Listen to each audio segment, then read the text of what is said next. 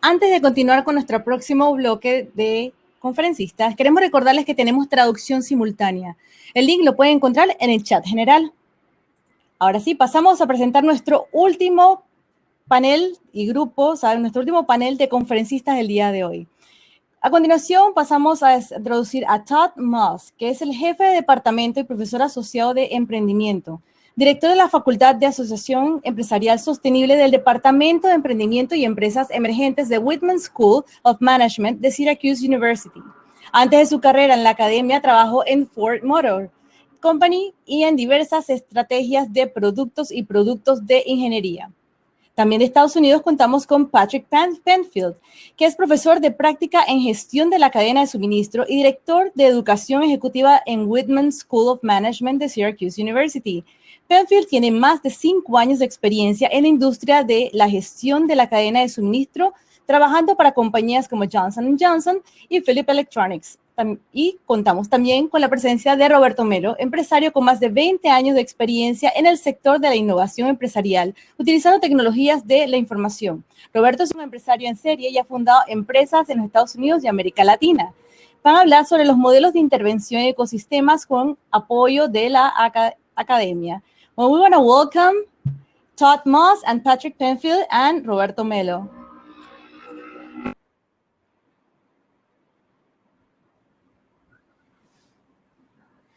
Todd, Patrick, welcome to Panama. Hola. I'm so Thank happy. You, Roberto. It's great to be there with you. Yeah, proud to interact with Syracuse University. You know, it's been a wonderful week. We just now it's impressive because how the dynamics of doing these things virtually have changed everything. Years ago, we had an organization from Colombia called Ruta N and someone from Chile with an accelerator.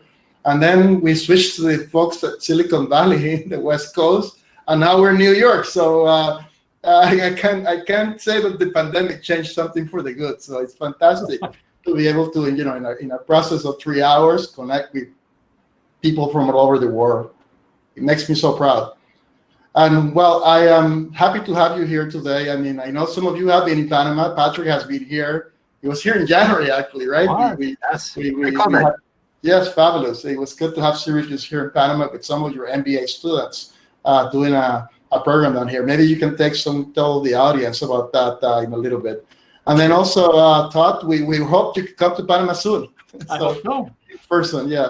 So anyway, what we're going to talk about today is some of our previous panelists were telling us that how entrepreneurship is fostered at the universities. So one of the things that I wanted to accomplish in the conference is how to see how SU, which is one of the top universities doing entrepreneurship, does it. And to be use that as a model that we could use here in Latin America and Panama to foster innovation and actually foster entrepreneurship. So it's fantastic to have you here.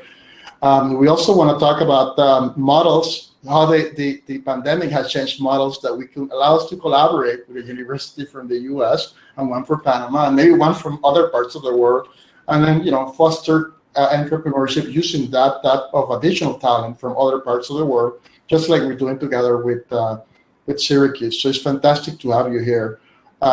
So as I understand, Patrick is going to start telling us a bit about Syracuse, and then after that, Todd is going to tell us a bit about the program of entrepreneurship at Syracuse specifically. So we're looking forward to that. So Pat, maybe we would leave the stage to you, and then you can go ahead and get started. So I'll go away for a little bit. All right, hola everyone. So hey, listen, I was in Panama pre-COVID in January, and you have a beautiful and amazing country. So much fun. I was there with 80 MBA students, and we just had a great time just going through Panama and visiting all the different companies that you have. It's an amazing country, such growth and such potential. So I'll tell you a little bit about Syracuse University. So some of you may know of us, some of you may not. So we've been around since 1870. So we're 150 years old this year, which is very exciting. So we have over 22,000 students. We have 13 colleges and schools as part of the university. And we have 60 study abroad programs. So we're all over the world. And so it's very, very fun, very exciting. And so some of you may know this, some of you may not, but our color is orange. So that is the color that we have for the university. And so we're known as Orange Men and Orange Women. And so our mascot is Otto the Orange. So very appropriate, I think, to collaborate with Panama, since we're orange, a citrus fruit, right? Which is a lot of fun. We are about 4 hours away from New York City, and so sometimes the Chinese call us the snow city. So unfortunately, we have a reputation for getting a lot of snow in the wintertime. So if you're going to visit Syracuse, you come usually during the fall and the spring and the summer, but avoid the winter, because the winter we do get a lot of snow, but it's okay. We learn how to deal with it and how to live with it. So the university has been just doing some amazing things. So for some of you that don't know, a lot of our classes are online, and we do offer various programs, PhD programs, MBA programs, bachelor programs. And so again, we're very big. We're a private university, so we have a lot of opportunity to do different things with different people. So we're very excited about that. And we collaborate a lot with industry. So that's one of the things that we do a lot of, is work with companies and do entrepreneurship work and all types of other things. And so it's a lot of fun. The unfortunate thing is we're in this COVID world right now. And so we're adjusting just like everybody else. And so I think that's the true spirit of being an entrepreneur, right? Is understanding when to pivot and when to change.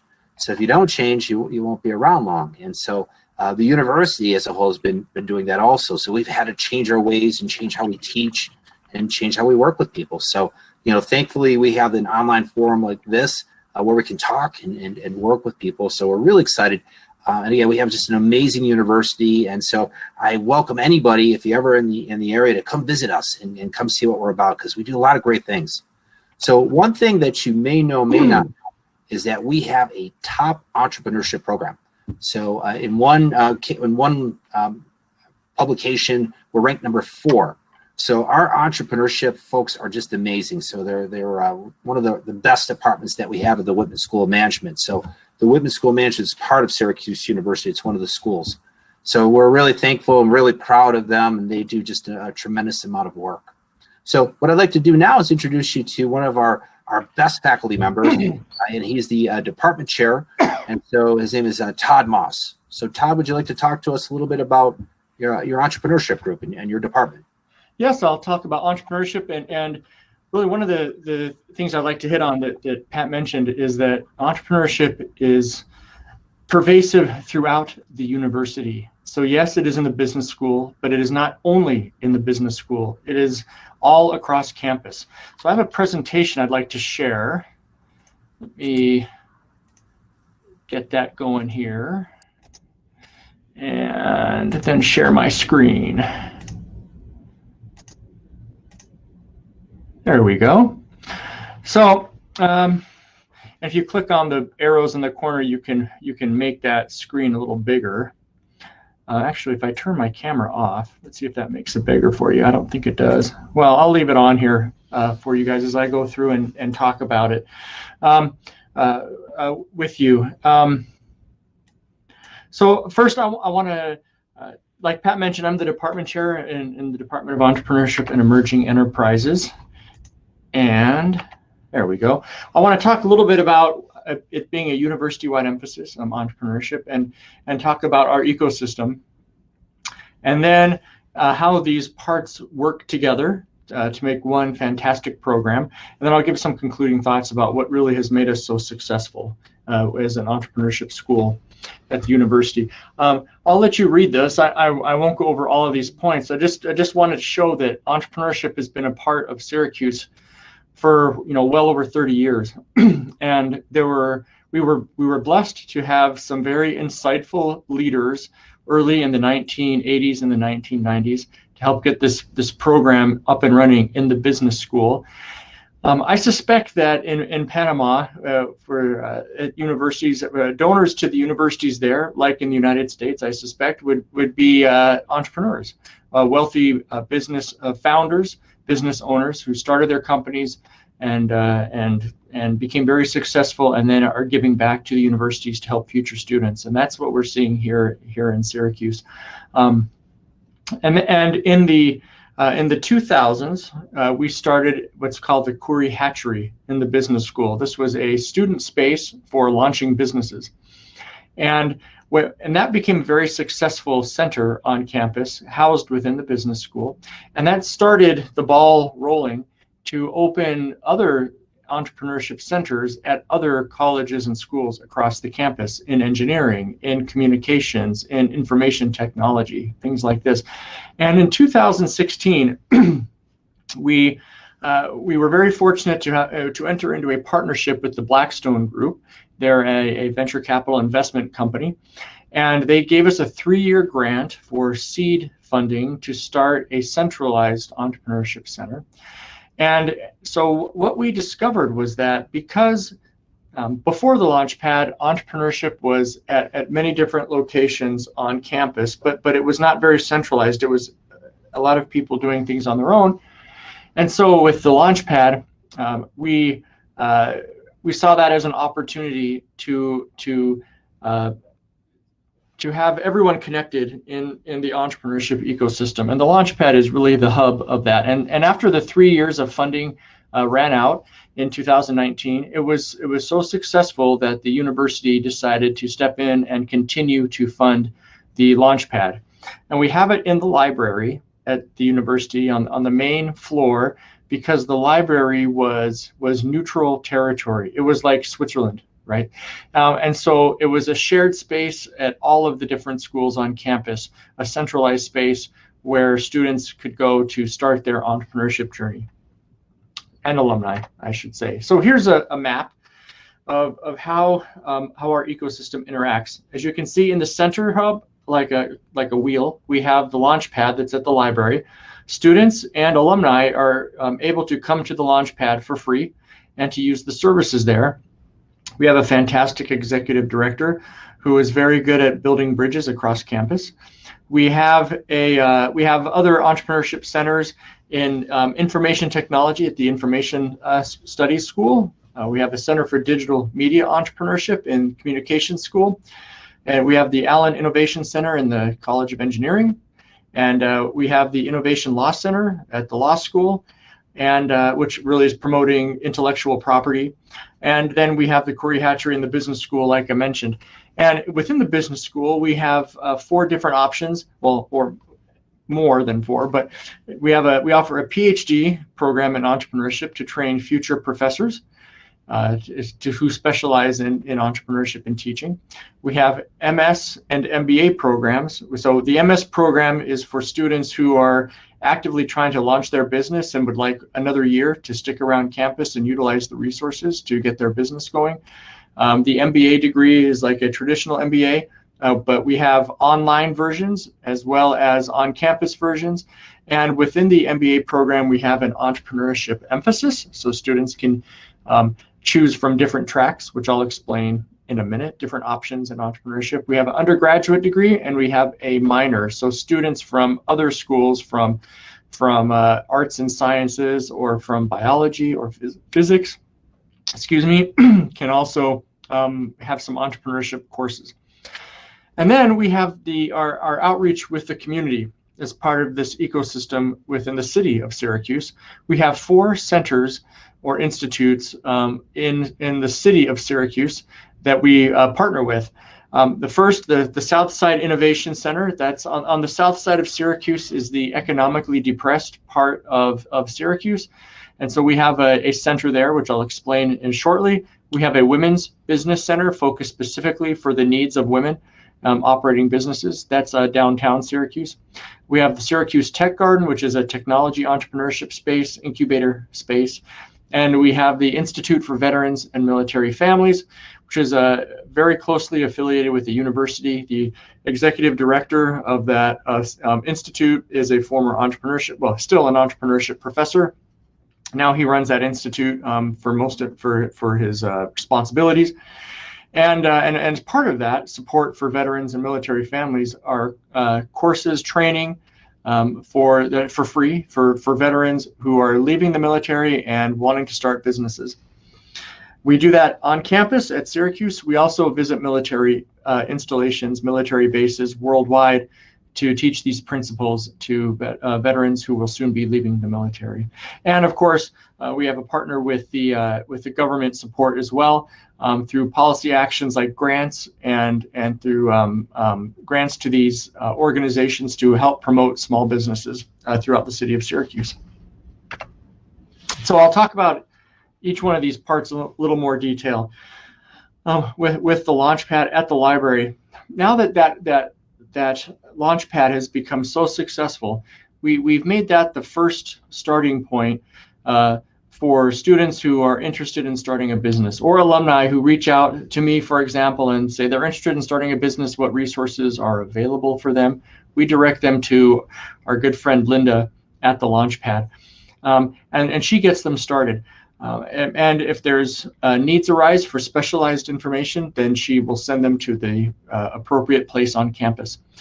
We also have monthly roundtables with all of the directors of these entrepreneurship centers across campus. So I attend a monthly roundtable with my counterpart in engineering and from the law school, et cetera. And so in the hatchery, what we specialize in, the way we've tried to complement what the Launchpad is doing and what the other centers on campus are doing. Our specialty in the business school is not digital media entrepreneurship, right? But one thing we found we can do to help students is to help them with their pro forma financial statements. They're just starting their business. What are their balance sheets looking like? Their income statements. What are some projections that they have? And if they're going to be successful, what targets do they need to hit? That's something we can do that the other places on campus have a much more difficult time helping with. And really, since 75 or 80% of the student businesses on campus that the students want to start, these students are not business students. They might be in engineering or in the law school or other areas. And so they don't know much about the financial statements, what they mean and how to read them, how to generate them, what the different line items mean. And so they send them down to us in the business school so we can help them with that. And then the second part is social and environmental sustainability. We have, I'm the director, in addition to being department chair, the director of a sustainable business center. And we use that center, the things we learn from that center to teach students who want to include social responsibility and environmental sustainability as a part of their business. And so we also work with them for how they could make that work effectively. So we complement the other services on campus and we work with these community entrepreneurship centers. For example, we have entrepreneurship consulting courses where our students, teams of students will work with local small businesses to help them improve their operations. We have internship programs that specifically focus on small businesses in Syracuse. We have a donor who has been very generous with his funding to pay for these students so that the small businesses do not have as large of a burden in seeking their help. Let's see, I'll hide that actually. There we go. Other parts of our ecosystem, like I mentioned, the digital Center for Digital Media Entrepreneurship, that's for students who are interested in music and entertainment types of businesses. And so when they graduate, they will move their businesses to Los Angeles or to New York City. The Allen Center for Engineering or for Innovation at the Engineering School is one of the unique features there is a makerspace that's open to students to use for rapid prototyping of products, as well as an innovation week where students apply. If they get accepted, they come to the engineering school for a week in the summertime to work on their ideas. That they'll take their product idea, and after 1 week, they will have a finished product, right? A prototype of what they want to actually sell. And receiving help and guidance from their innovation center there. We have, for information technology startups, big data kinds of companies, those work with the information school. And then at the law center, their innovation law center, they have a free intellectual property advice for student businesses, as well as for students in class projects that want to learn more about what is it like to file a patent, how do I do that? What about trade secrets? How can I protect my intellectual property? So they're very supportive of our program at Whitman as well as all across campus. So let's look at the community outreach component, how we interact with the community. We have the Southside Innovation Center, I explained. That is a business incubator in the more poor part of Syracuse. And so they're trying to help these people who live there to give them a space, a discounted office space for their companies that is also subsidized by the university as well as by the local government. And they offer classes to free classes to entrepreneurs who live on the south side of Syracuse. There's the Women's Business Center. They host conferences once a year, a major conference here in Syracuse, bringing women business owners, entrepreneurs from all across New York State into Syracuse with famous women entrepreneurs who speak and give advice to the women that are telling their stories, as well as offering classes and support to direct them to government programs or to small business loans, things like that. Again, the Syracuse Tech Garden, like I mentioned, sort of a sandbox where businesses can go and to sort of an incubator space for them to further their businesses. The Institute for Veterans and Military Families, they do have classes for veterans that are free. They have programs that are sort of a competition of sorts where businesses apply to grow their businesses to the next level, and they'll accept 20 or 30 of those companies to come for a week-long intensive course, 10 days of intensive teaching and classes, and then once they graduate from that program, being a part of a network. And those classes, they come here to Syracuse from all across the country.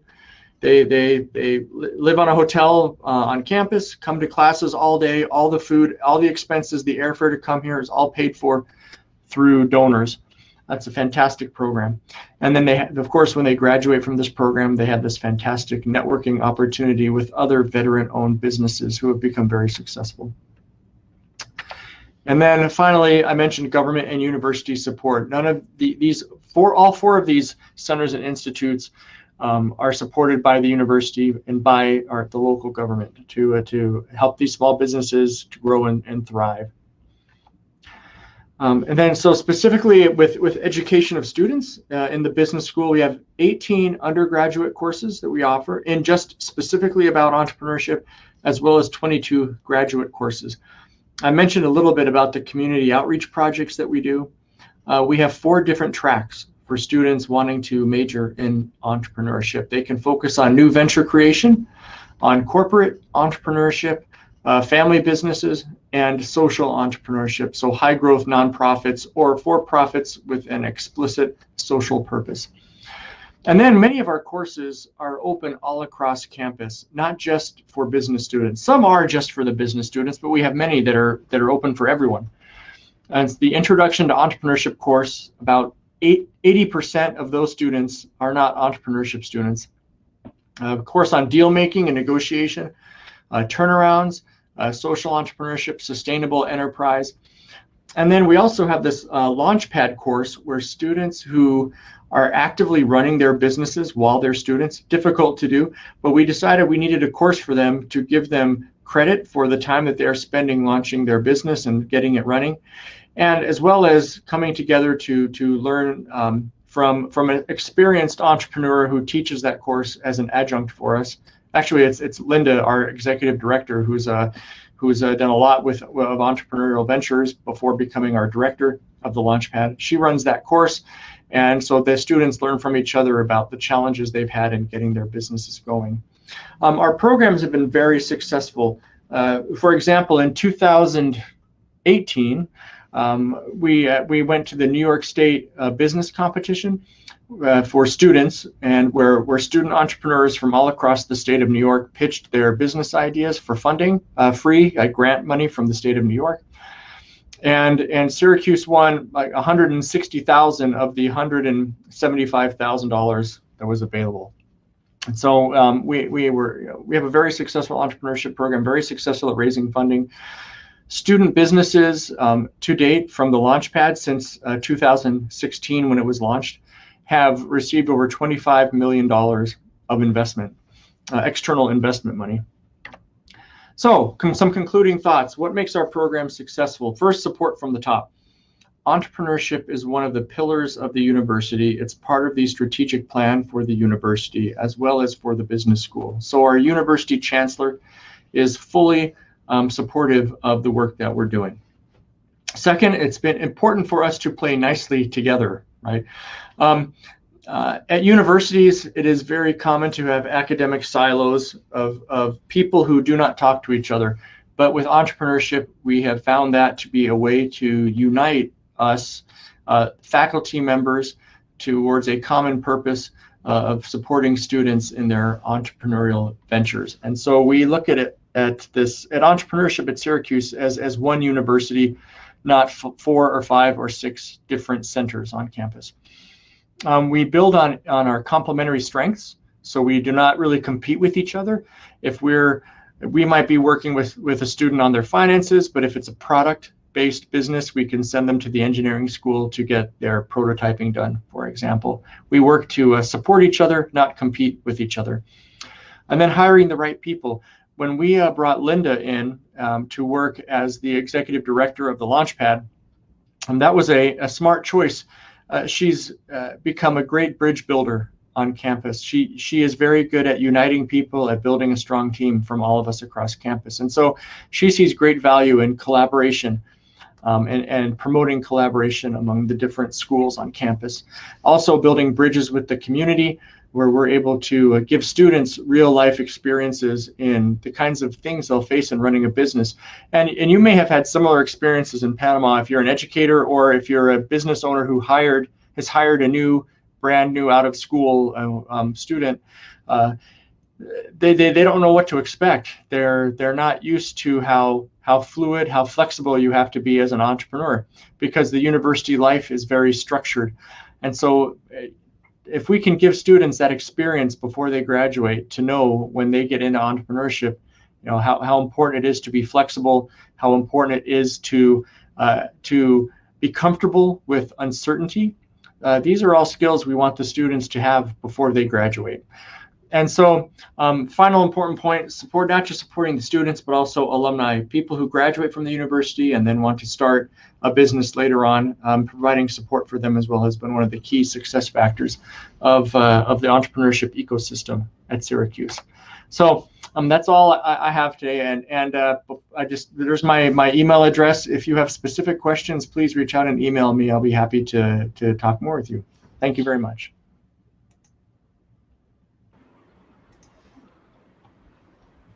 Hey, Todd, that was fantastic. And Patrick, I don't know if you're still there. You can join us. Yeah, that was great. It's for us in Panama. And every time that you go to one of these conferences, at least the ones that I used to go pre-COVID, you will go to a conference in the U.S. or Silicon Valley to sort of open up your opportunities worldwide and see new things. But it is fantastic for us to be able to bring to Panama like this, so that our entrepreneurs in Panama could see the world differently and inspire them. And I think in your case, not only the entrepreneurs, but universities here in Panama could use a model like yours to certainly foster innovation as part of their university priorities and so forth. So it's fantastic to see how Syracuse has all these components, from that integrate all the different aspects of the university, even for non-business students. So I'm very impressed and very happy to be able to collaborate with you and to bring some of that to Panama. So thank you. I think now we can say that Panama now bleeds orange too, Yeah. Great. A couple of other things I wanted to touch on the fact that we ran a short business plan competition here, by the way, together. And it's a great example because you mentioned that one of the items that the university does is to create government collaboration with the university to help some of these areas and create programs and so forth. We have little of that here in Panama sometimes, or that type of public sector, university, private sector collaboration. So we're really learning a lot on these days and really pushing to new frontiers here in Panama. To really, the pandemic perhaps created an opportunity for Panama to go beyond Panama and serve the world. So it's great to be able to collaborate. And The other topic is we had run through a grant from AMPYME, and thanks to AMPYME for their collaboration. We did our first run of business plan competitions from all over Panama. Wonderful. And what was wonderful of that is that we were able to bring it's not students, because it's more entrepreneurs. In some cases, this is people that already have finished their bachelor's, they may be working on their master's, and some of them are engineers and so forth. But we got 100 applications. Wow. 100 applications in less than 3 weeks. And it's interesting because you mentioned that you're running that with like the military and so forth. It's a great model. I think it's a great model for us to copy in order for us to allow our entrepreneurs to go to another level. In a previous conference, we had the idea of, here's an entrepreneur who maybe has a bakery, but what if you add some technology? What if you add some innovation to it and you can take it to the next level? So that's about us and maybe what Scala and what Syracuse wants to do in Panama now. We want to bring these programs that help some of our entrepreneurs go to a next level, and collaborate with the government and AMPYME to do that and to really make a difference in our country. So I'm happy to be able to, as an SU alum, to be able to do that with your team. And Patrick and I, we have been working for this almost now for over a year and trying to put it together. So it's been a hard and difficult road. And I think thanks to AMPYME, we have made that possible for our entrepreneurs in Panama. So very, very pleased. So the competition, we also had help, by the way. I want to make a special mention to one of our mentors, because it's not only about bringing the university, but also tying together some mentors from all over the world. Like some of our panelists from our previous conference are going to be aiding us in these programs.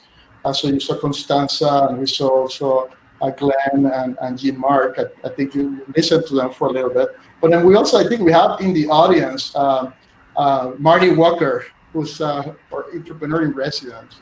And she's I think you have met her, Patrick, perhaps Todd, to other remember. But successful entrepreneur from Canada. And now she lives in Panama. She had this track record of starting multiple companies successfully. And the beautiful thing is that we were able to have her coach some of these students to do their pitches. So it was wonderful. So we finished the process, and out of those 50, we selected 15. And yesterday we had this pitch competition of 5. So the wonderful thing is that the program that we're putting together with Syracuse, which is going to have essentially, we're thinking is going to be a 12 to 14 week program. We're going to take students from content from Syracuse professors, which is one of the top 4 universities in the U.S., and bring that content to entrepreneurs in Panama that are all over the country, because some of these participants came from what we call interior here, which is equivalent, we'll say, different states in Panama. So some of them might have not even come to the city for pitch competition like this because of distance. And then now they're going to participate. 15 of them are going to participate together with some of the members of our business community in the program with SU. And then what's the program about? So we will have content on 8 different topics from Syracuse University on entrepreneurial topics, some of the elements and the key elements of what an entrepreneur needs to essentially architect and build and grow his business. And we're going to give it to these students from AMPYME. So it's going to be a wonderful example of doing, government university collaboration, and then an example of doing government, private sector, and university collaboration cross-border. So we're collaborating even with people from now virtually, potentially, something that will have been very difficult in the past for any entrepreneur in Panama. So I'm very, very happy for us to be finally able to put this together, to finally be able to have SU in Panama and make it orange, and then finally for us to be able to do a fantastic experiment with AMPYME. So I'm proud of all the team, not only from SU and Patrick, that has been, very much one of our supporters from day one, Marty for being an integrated part of our team, and an entire team from Scala that put it together. So, and then for sure, AMPYME for being able to actually provide the fund and the grants to actually make it happen. So just a wonderful story. I hope we can write about it sometime, both from SU and from from Scala and Ampina's perspective on the great success that we are pushing forward. So thank you all for being us here tonight and putting this together. And I hope that in the next couple of weeks that we're going to be working with these entrepreneurs, we hear great things, and maybe we'll discover the next great, fantastic company from Panama. Muy bien. Gracias, Todd. Gracias, Patrick. And I want to say, we had one of our previous speakers said that you have to apply industrial philosophy. It was a lady from, I think you met her at one of our conferences, Christina, because we were preparing for the conference. But she said that you have to emulate some of the famous people from the past. So I'm going to say it in Spanish, but this is a quote from Henry Ford. Okay, so for us to close out, I'll say it in Spanish, but it says, llegar juntos es el principio, mantenerse juntos es el progreso, y trabajar juntos es el éxito. Y espero que logremos hacer esto con el programa que estamos lanzando con Syracuse. It says, working together is the beginning, and staying together is progress, and making something together is the success. So thank you, Patrick. It's fantastic for us to finally be able to start together, and I hope we bring great things to Panama from Syracuse. Me too. Thank you, everybody. Thank you very much for having me. Alejandro, are you going to help us? Yes, thank you so much, Patrick and Roberto and Todd. It was wonderful to listen to all the things that you have to tell us already. Okay? Thank you. Thank you very much. Todd, good night. Good night. Ok, ahora vamos a darle por finalizado el ciclo de conferencias del día de hoy. El cuarto día de la Semana Global del Emprendimiento Panamá 2020, gracias a la autoridad de la micro, pequeña, mediana empresa AMPYME. Quedan cordialmente invitados a quedarse en la sala, la cual estará abierta hasta las 6:30 para networking entre emprendedores y conferencistas. Algunos conferencistas ya los vi que están por ahí.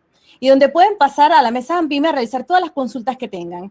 Y bueno, nos esperamos mañana con el resultado de la final de la competencia de planes de negocio y un excelente programa de conferencias y grandes conferencistas. Nos vemos mañana. Bye.